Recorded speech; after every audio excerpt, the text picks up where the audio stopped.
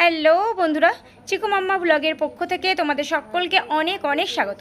আশা করছি তোমরা সবাই খুব খুব ভালো আছো আর আমরাও ভালো আছি। তো আমি আর কি সকালবেলা রান্নাঘরে কি কি করছিলাম সেগুলোই তোমাদের সঙ্গে শেয়ার করছিলাম। তো এখানে একটুখানি ছাতু করে নিচ্ছি, আর এই ছাতুটা চিকুকে দেব। তবে খালি পেটে ছাতুটা খাবে তো, সেই জন্য পেঁয়াজ লঙ্কা কুচি কিন্তু দিইনি আমি। আর এদিকে দেখো ডিমগুলো সেদ্ধ বসিয়ে দিয়েছি। আর আজকে চিকুকে স্কুলে পাঠাইনি, আজকে একটু ওকে ডাক্তারের কাছে নিয়ে যাব, তো সে কথায় পরে আসছি। তো সকাল সকাল তাই জন্যই আমি ভাত বসিয়ে দিয়েছি আর করে নিচ্ছি ডিমের ঝোল। অল্পই কিছুটা রান্না করছিলাম, খুব বেশি কিছু রান্না করছিলাম না। ডিম আলু দিয়ে একটা ঝোল করছিলাম, ওটাই একটু ভালো করে করেছি আর কি। আর এই পটল আর আলুকে সেদ্ধ করে মেখে নিয়েছি, আর তার সঙ্গে ওই কাঁকরোল ভাজা করে নিয়েছি। তো এই রান্না করেছিলাম আজকে, বেশি কিছু না, খুব তাড়াতাড়ির মধ্যে করলাম তো সেই জন্য। আর তারপরে চিকুকে একটু ডাক্তারের কাছে নিয়ে যাব বলে স্কুলটাও পাঠাইনি। তো চিকুর হচ্ছে ওই মাথা যন্ত্রণা করে, মানে ওই কপালের দুই সাইডে, চোখের ওপরের যে সাইড দুটো, তো সেই দুই জায়গায় মানে ঠিক ওই 9টা-10টা এরকম টাইম হয় যখন, তখনই দেখি যন্ত্রণাটা শুরু হয়। এক সাইডে প্রথম শুরু হয়, আর তারপরে দুই দিকে আস্তে আস্তে ব্যথাটা হতে পারে শুরু করে, তারপরে পুরো মাথায় ছড়িয়ে যায়।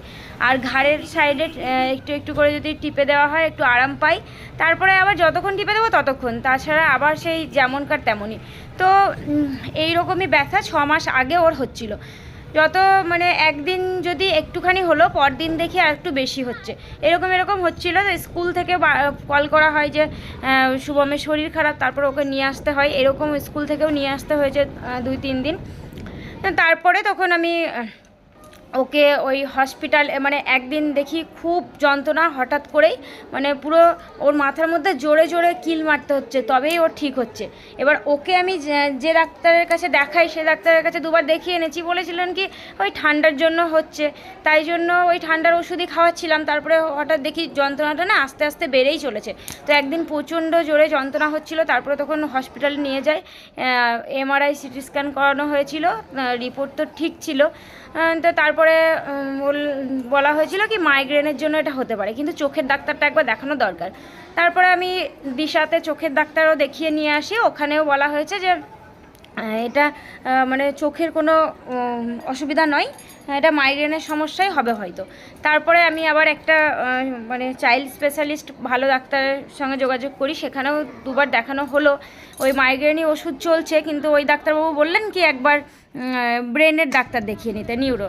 তো সেই জন্যই আর কি আজকে যাচ্ছিলাম, আজকে ডেট দেওয়া হয়েছিল, তো অনাময়ে নিয়ে যাচ্ছি ওকে ওই ব্রেনের ডাক্তারে দেখাতে।